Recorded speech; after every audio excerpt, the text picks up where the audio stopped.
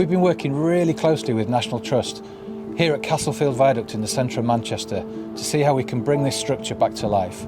And it's great that I'm joined today by Sophie, part of the National Trust team, who's going to tell us a bit more about the work that's going on here. Oh, it's brilliant to have you here, Rich, and really looking forward to showing you the site, what we've done here with this old Grade 2 listed viaduct, and just welcoming people back into this space has been brilliant.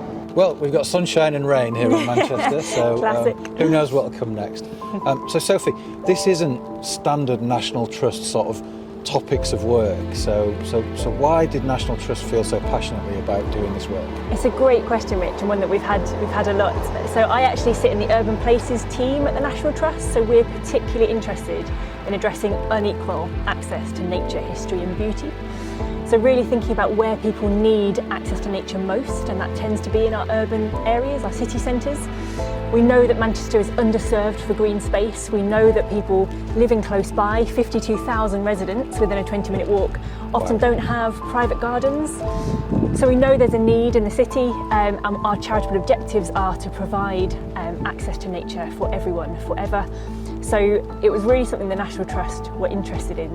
And when this opportunity came up, you know, a site like this, a structure like this that really brings history and nature and beauty together, it was a huge opportunity for us. Obviously it is an old Victorian structure, so do you know much about the history of this structure? It is. It was built in 1892 and it was actually designed by Heenan and Freud, the engineers that designed the Blackpool Tower.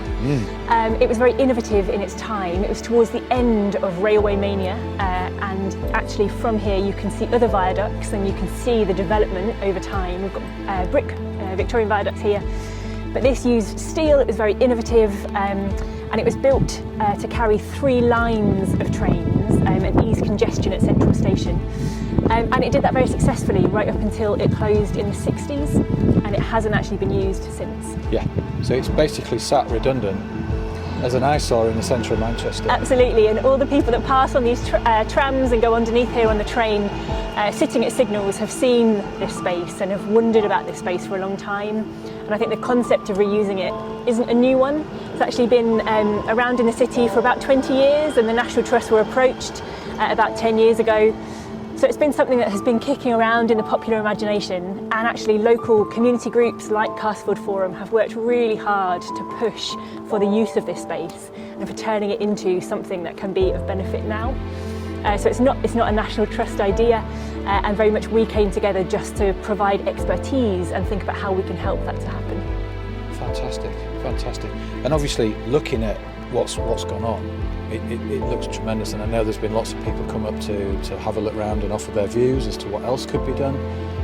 Can you just tell me a bit about how difficult it was to sort of turn an old disused structure into a lovely walkway with gardens and flowers and other things? Absolutely, absolutely. It is a listed structure, and so we've worked really closely with Manchester planning authorities. We're in a highly designated area right in the city centre. We've got the canal running underneath us, the world's first industrial canal. We've got Manchester Central just opposite, the tram line, so lots of things that we had to work with. We also needed to know a lot more about the structure to know how to make it safe. And as you say, it was very much about talking to people about what they want this space to become. Yes. So this is very much the pilot phase, the start of something, to have those conversations. And to get people up here safely, we worked very closely with your team and others at HRE and at DFT to understand this structure, to know about the point loading, you know, what we could put, what the structure can tolerate. Also to understand the paint that's here, the contaminants that we're kind of dealing with. So a huge amount of feasibility work had to happen first. And it was all on a fairly quick timeline. So we actually went out to tender for the contractors in January 2022, and they started on site in February, and we opened to the public in July. So a very quick time to have this installation. And we really are continuing to learn about it, continuing to kind of work out what thrives here, what nature takes, you know, what habitats we have up here. We know there are bats roosting underneath. And what sort of footfall have you seen through this trial period? So in order to make sure that people are safe while they're up here, we've had to limit visitor numbers. We've been running tours actually that people can come and join and talk to our staff about the history, about the experience. And We opened at the end of July and we've seen about 12,000 people come to the site since then. Yeah. So it's been in huge demand. Those tour spots have been selling out quickly, but we have now moved to more of a drop-in model, so people can come up and actually have a conversation with us when it suits them, which is proving to be really popular. So yeah, we're seeing great take-up, great interest, and we're getting some fantastic feedback. Yeah. So what sort of feedback has been received? Well, it's been brilliant just to hear how positive it is, how much people love being in this space. So 98% of people that have visited up here want to have access to this site permanently. We know that people have really enjoyed sitting and reflecting and being in nature.